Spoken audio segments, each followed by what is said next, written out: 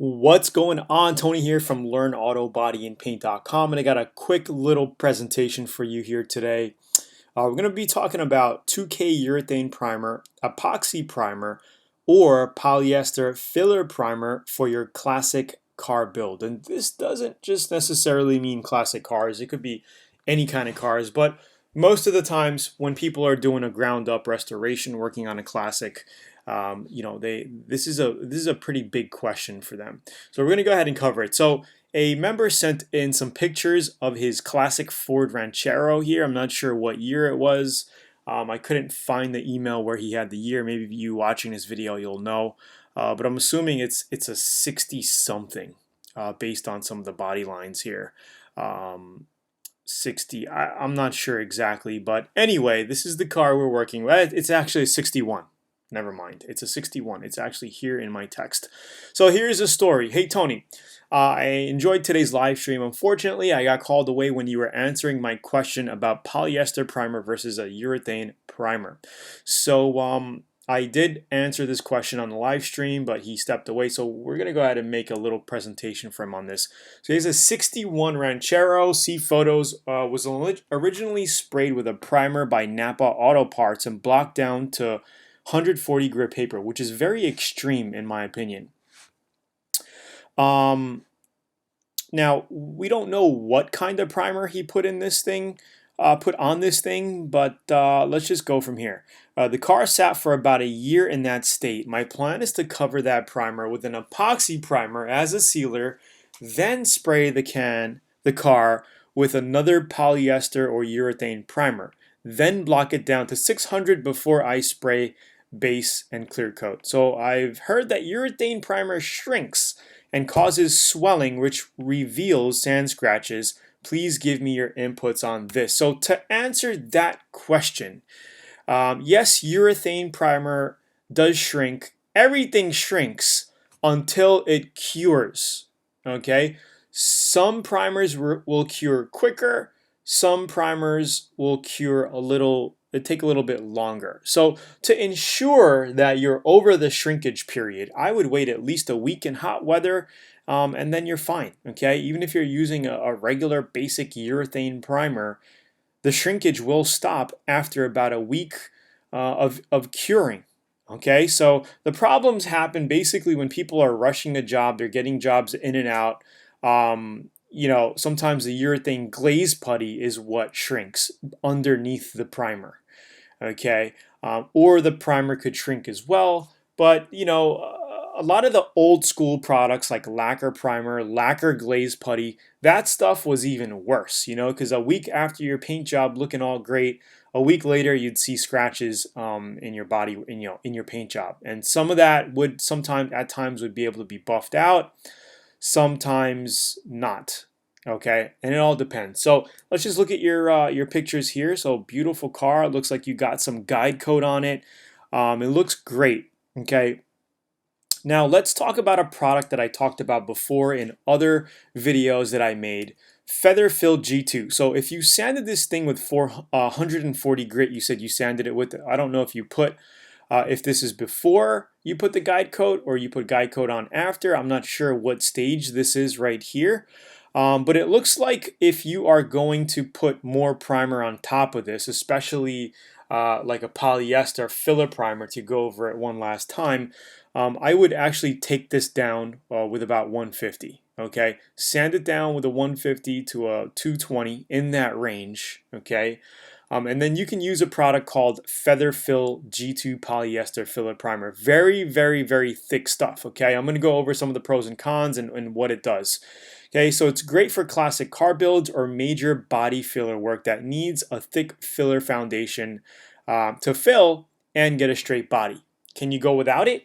Yes, you can, especially if you're at your stage where it looks like you're done with the body work. Okay, so if you could prep and do your body work close to where you only need a basic 2K filler primer, okay, like a primer sealer by Advantage, Speed Coat, or a PPG, okay, any 2K filler primer, okay, slash sealer. Okay, because a filler primer can be turned into a sealer if you add about 10% reducer. Okay, not too many people talk about that, but it basically just lets it flow out a little thinner and comes out a little smoother. Okay, you still have to refinish it. You still have to sand it down with like a 400 grit to get it ready for paint. But it just makes it flow on a little bit more smoother. Okay, feather fill is meant to spray over a lot of body filler work that's cut and shaped with 60 grit, 80 grit.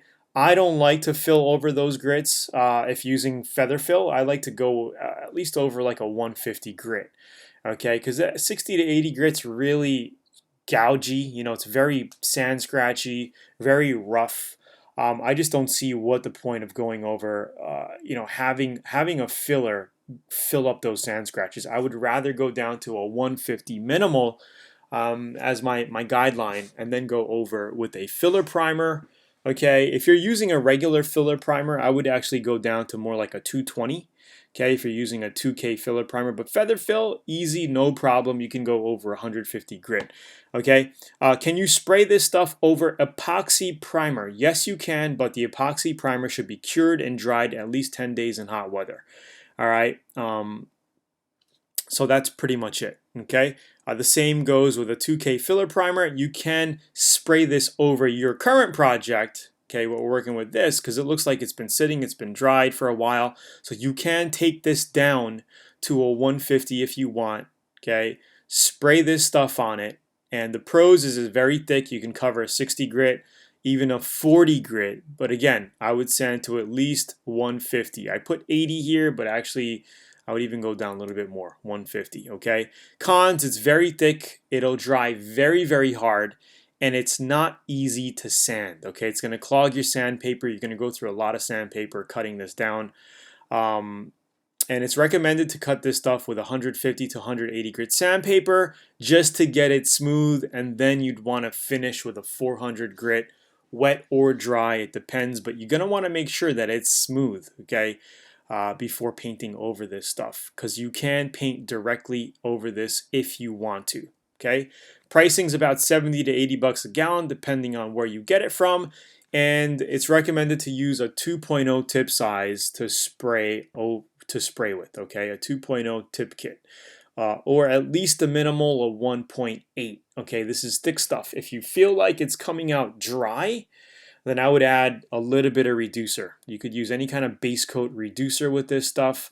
Reduce it down 5%, see how it sprays. If it's still spraying dry, then I would even go down, 8%, 10%, reduce it down just so you can get it flowed out really well. Okay, again, this stuff can be used as a final primer coat before spraying your base coat on top of it. Okay, so you have two options from this point with your car.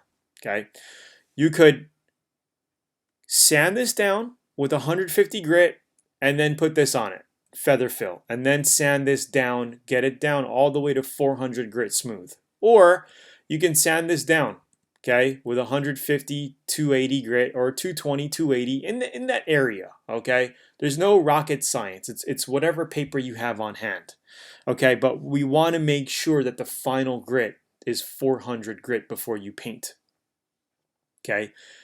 4 to 600 grit. I like to use 400 because as you're using it, it turns into a 500 and 600 grit because you're not always cutting with a fresh piece of sandpaper. As you use your 400, it's wearing down and it's turning into a 500, 600, and by the time you're done with this, it's probably around a 5 to 600 grit anyway. So that's why I like to finish. And even if you do finish with a fresh 400 grit sandpaper, your paint will stick to it perfectly. It's not too rough. Don't worry. Okay, I've been doing this for many, many years, and my friend John Kosmowski at House of Color does the same thing. He finishes with 400 grit before painting. All right.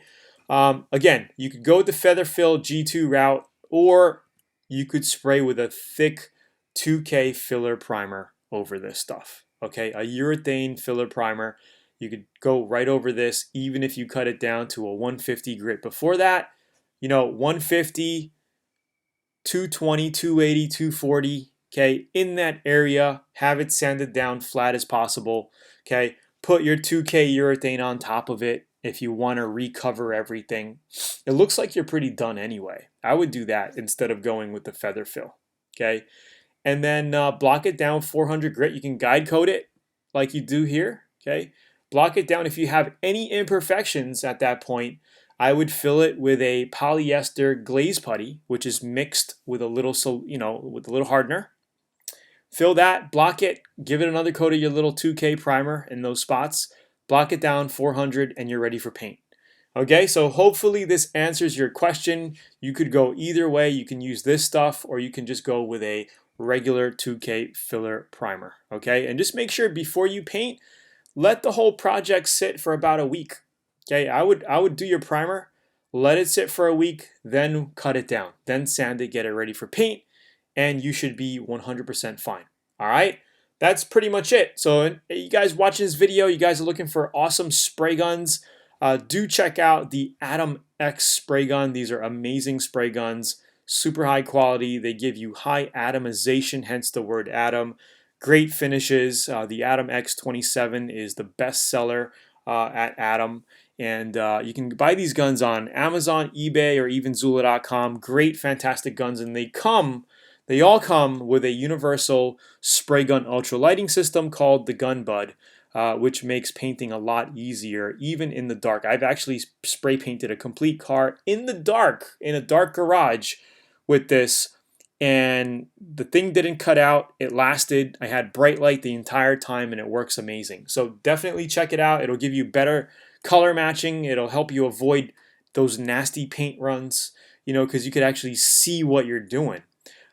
Check out a Gun Bud. So if you like this video, please, give it a like, comment down below. Let me know if you have any other questions. And if you guys want to check out Learn Auto Body VIP, where we have over 200 hours of step-by-step videos helping over 10,000 VIP members across the world and hundreds of thousands of people downloading our free auto body book, check out learnautobodyandpaint.com to learn more about DIY auto body and how you can get professional, amazing finishes from the comfort of your own home garage, or little parking space. You could bang out these jobs just like our members do. Okay, and a lot of even our non-members, people watch our free stuff all the time and get things done. But if you join VIP, there's tons of benefits, so definitely check out the VIP Mastery Home Study Program at learnautobodyandpaint.com. Just click on VIP Auto Body Course and you'll be able to check it out and join awesome, amazing community and group of like-minded people across the world, learning a new skill set, and going all in on their projects and auto body, and also feeling good about it. It's Tony here from Learn Auto Body and Paint. Thank you for watching the video. I'll see you in the next. Have a great day. Thanks for watching again. Bye-bye.